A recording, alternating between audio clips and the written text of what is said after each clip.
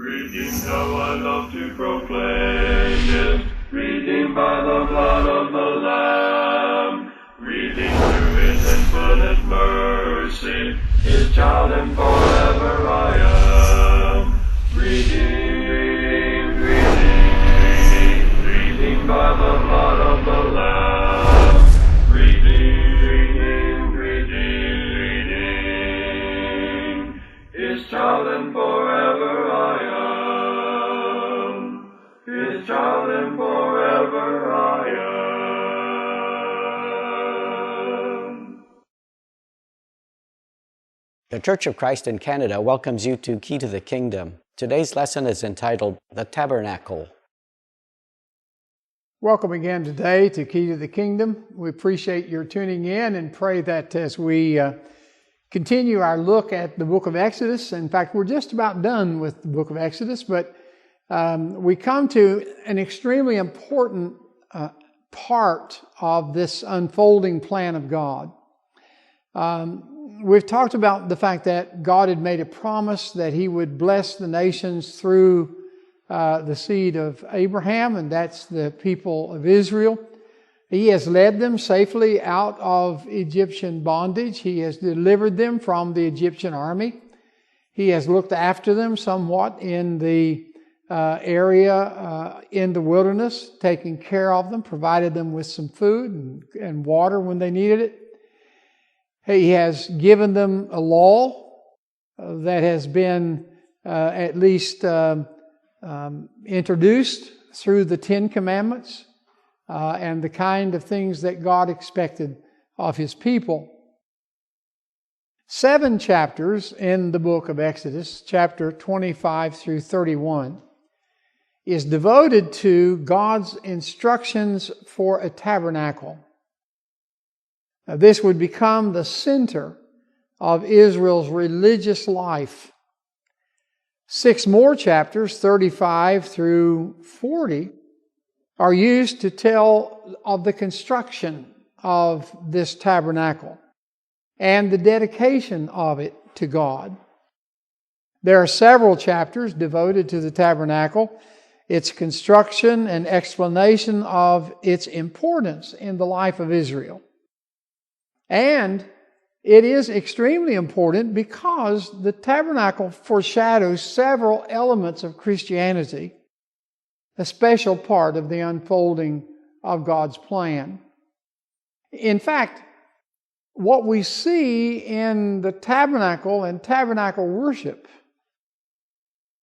is very much a foreshadowing of what we're going to see in the New Testament, except in the New Testament it is more spiritual in some of the things than physical. The worship of the people of Israel was tied first of all to the tabernacle, and then later when they got settled into Jerusalem, years later, after they finally got into the promised land and all, Solomon built a temple. And that temple became the center of that worship. And so it was tied to that physical location, which of course New Testament Christianity isn't tied to a location. But we'll talk about that as we come to it. Exodus 25 to 31 then provides a biblical study of the tabernacle's pattern. In other words, what's it look like? What was it going to look like? Talks about its furnishings, what's going to be in it, and its personnel. The priests that are going to be looking after the events at the tabernacle, what were they going to look like? And how would they be dressed and so forth? Now, one thing that we know, and this is true right from day one, from eternity, God is a God of order. The entire plan of God was planned and ordered, and each part supported the next part. As you look at the unfolding plan of God, you see it moving from one stage to another stage to another stage to another stage until finally, on Pentecost, when the first gospel sermon was preached and the first people were baptized into Christ for the remission of sins, having their sins washed away, not just rolled ahead, not just put off for a while, but completely taken away. All of those steps take place in that eventual event. And so, the tabernacle was to be an important part of God's unfolding plan. Now you remember when Noah, if we go back to Genesis 6, when Noah was given the duty of building an ark for the saving of his house and the animal kingdom, God gave him a plan. He didn't just say to Noah, go out there and build yourself an ark. Okay? It's, whatever you think, just build the thing. But God gave very specific directions, instructions as to what was to be used, how it was to be done, and so forth. Well, the same is certainly true of the tabernacle, because God gives specific directions for everything that's connected to it. Since it was an important item of typology, in other words, the type of what was going to happen in the spiritual kingdom of Jesus, connecting the Old Testament and the New Testament, it was important that this be done. If you go to Exodus 25, read there in verse 9, God says, "Make this tabernacle and all of its furnishings exactly like the pattern I will show you." Now, there's words stick out there. Pattern is one. You're not going to build a tabernacle, that you think up or dream up or whatever. But there's going to be a pattern. But then the word exactly is pretty important, it seems to me. He says, build it exactly with the directions that I've given you. Go on in that chapter to verse 40. Here, see that you make these according to the pattern shown you on the mountain. He's talking about some of the items that are going to be used in this building or this place of worship.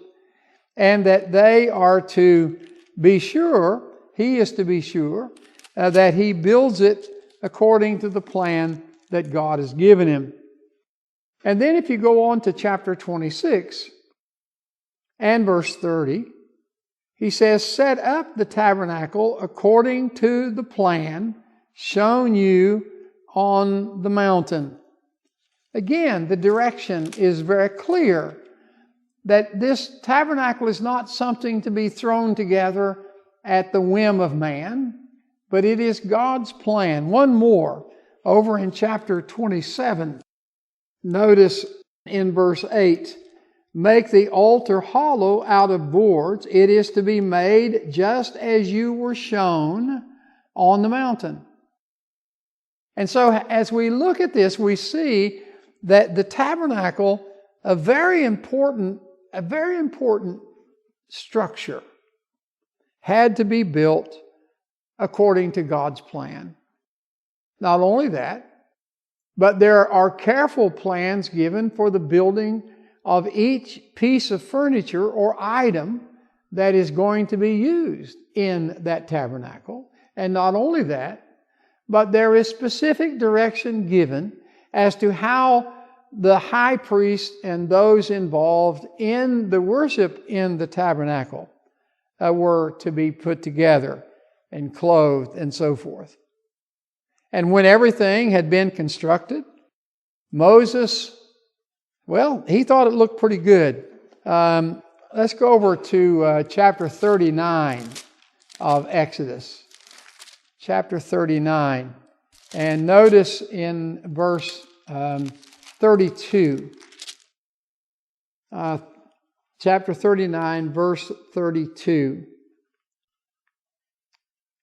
So all the work on the tabernacle, the tent of meeting, was completed. Okay? so it's completed. I mean, we're getting to the end of the book of Exodus, so we need to get it completed, right? So it is completed, he says. But go back to the text, the latter part of verse 32. The Israelites did everything just as the Lord commanded Moses. Not only did they complete it, but they did it just exactly. Now drop down in that same chapter to verse 43. Moses inspected the work and saw that they had done it just as the Lord had commanded. So Moses blessed them. Now you might wonder why I'm making such a point of that. But you know, it seems to me that one thing we need to learn and understand is that when God has a plan and when God gives direction, those directions are to be followed. That He is not suggesting. You know, go back to the Ten Commandments. You know, they're called the Ten Commandments. Why? Because they are commandments. And I hear every now and again somebody will say, you know, Moses' 10 suggestions. No, they weren't 10 suggestions. They weren't 10 encouragements. It wasn't a matter that Moses was saying, hey guys, this is a good idea, so why don't you do this? But these were God's commandments. And I believe that if God gives a command, it needs to be obeyed. If I'm going to honor Him as the sustainer of life, if I'm going to honor Him as the Savior, then I must be willing to do what He says. Now, since the tabernacle was movable, the furniture in it was as well. Now, the fact that that was movable didn't mean it was cheap.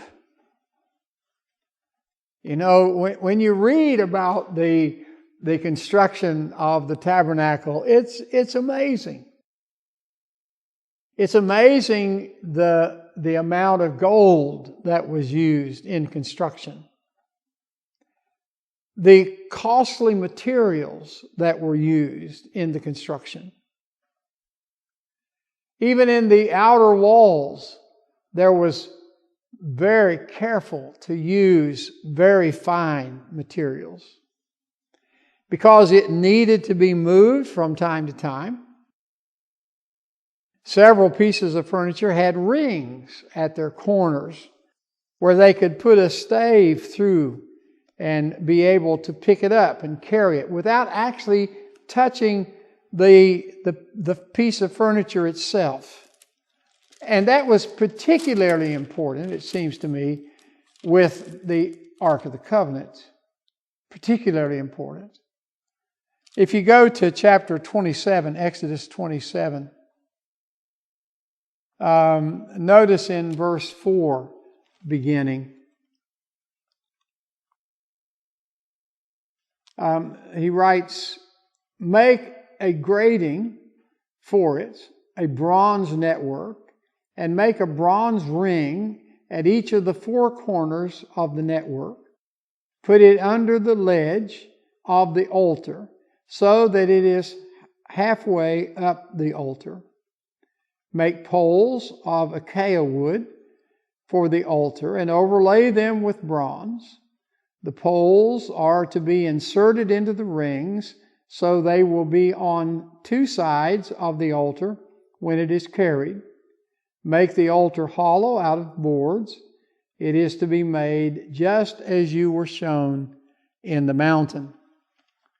So here you have the arrangement being made for this to be moved and other things to be moved.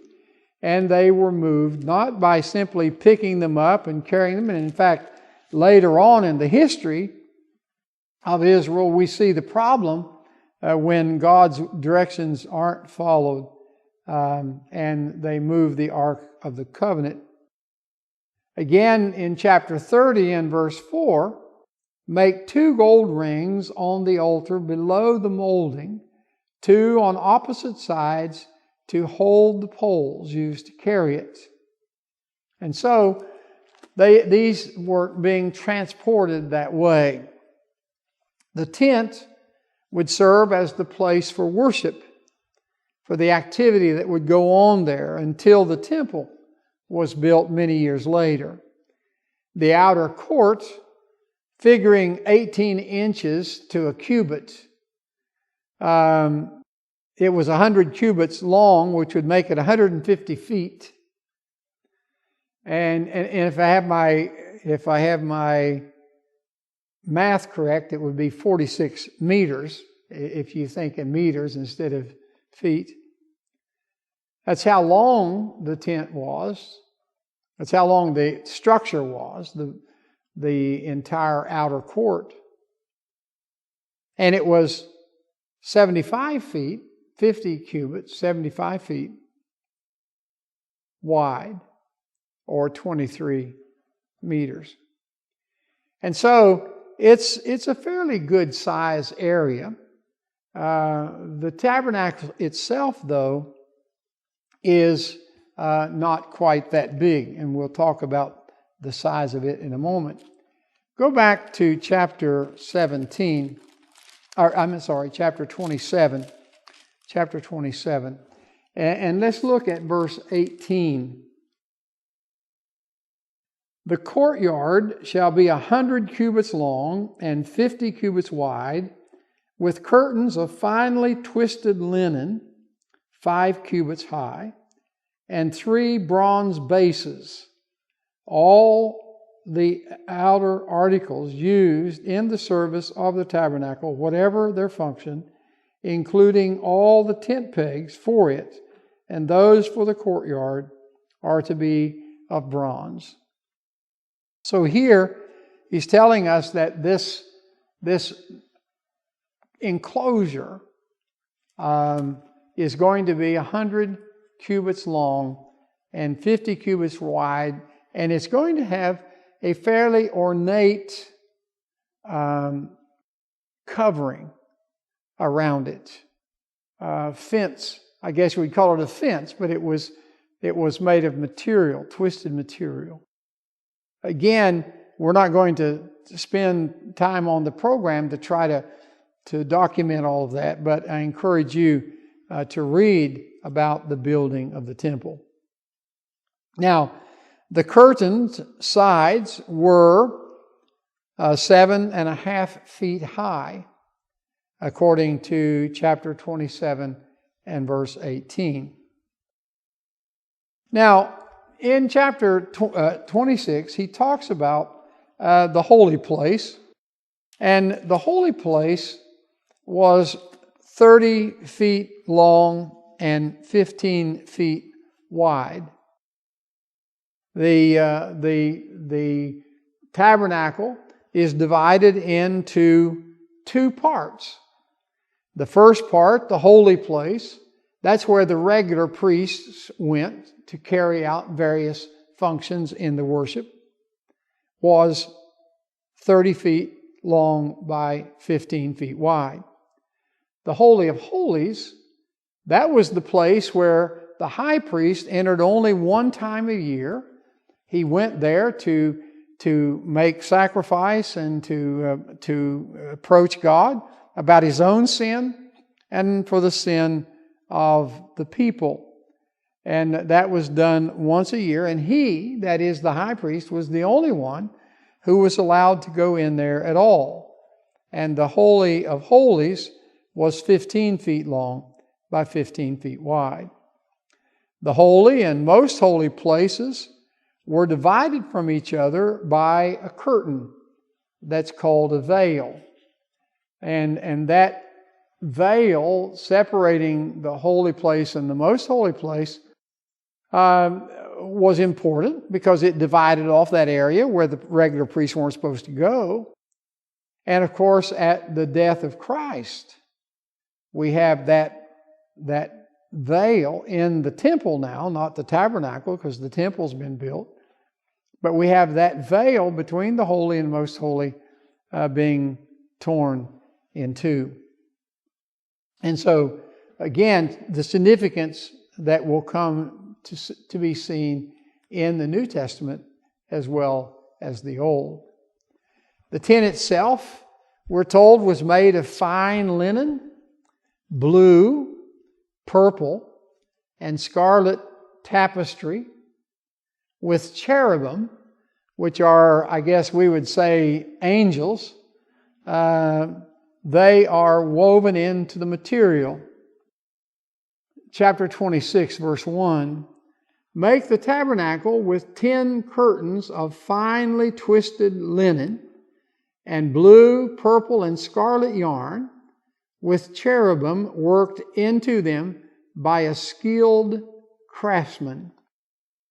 There were, by the way, in the building of the temple or of the tabernacle, there were several men who were talented workmen who would take care of doing the work that needed to be done.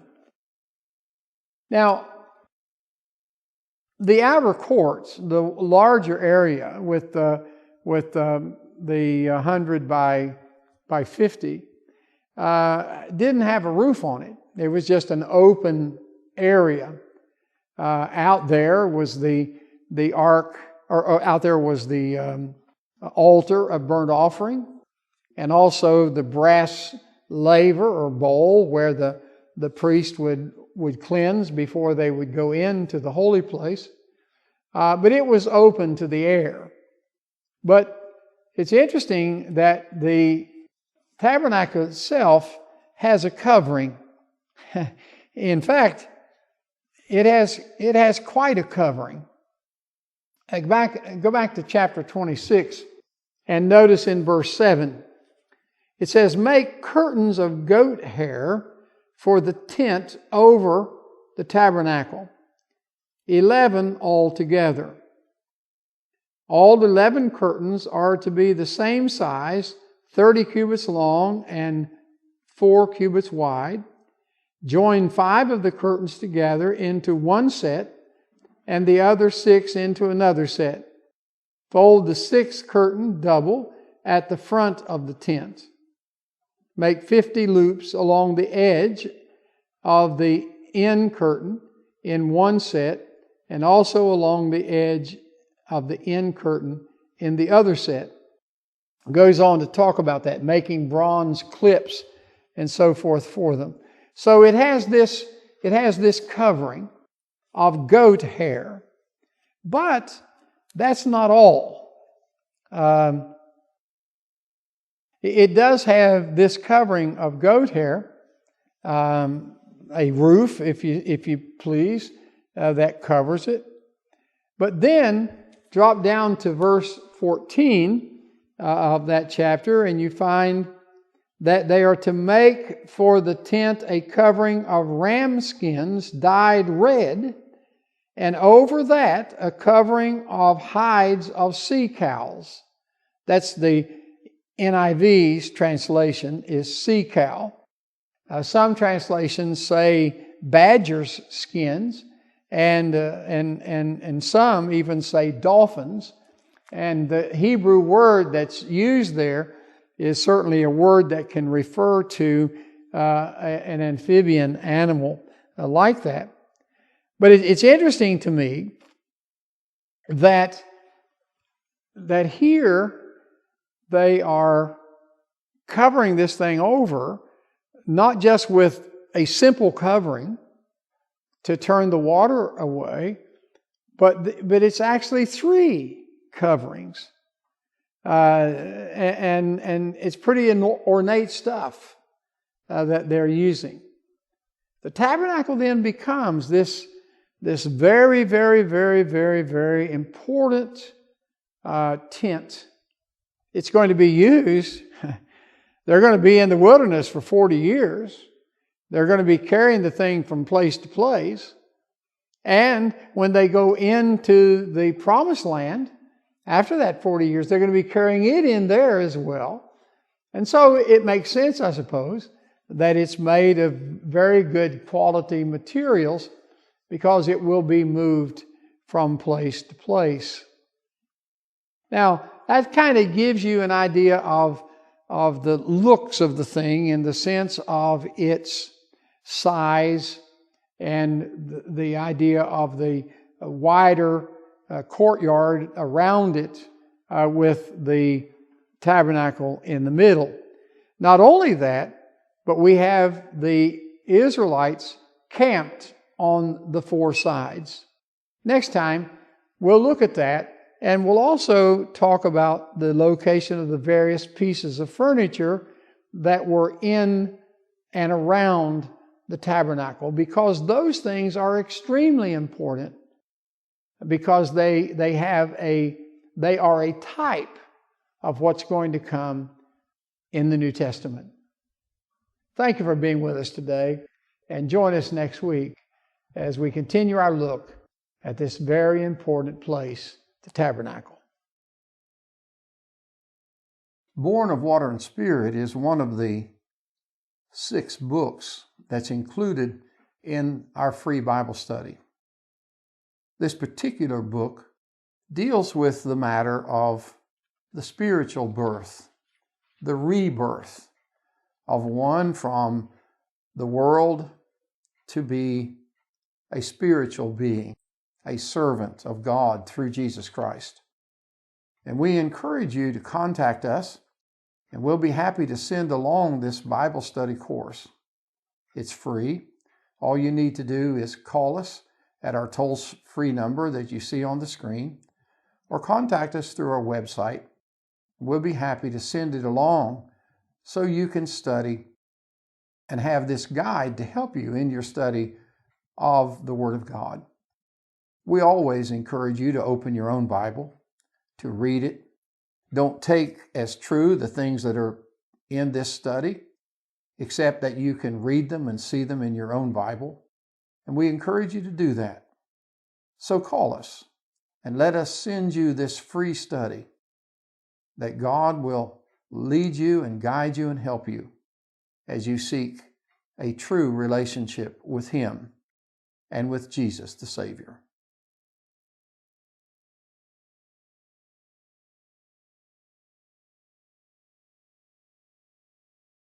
Redeemed, how I love to proclaim this, redeemed by the blood of the Lamb, redeemed through His infinite mercy, His child and forever I am. Redeemed, redeemed by the blood of the Lamb, redeemed, His child and forever I am. His child and forever I am.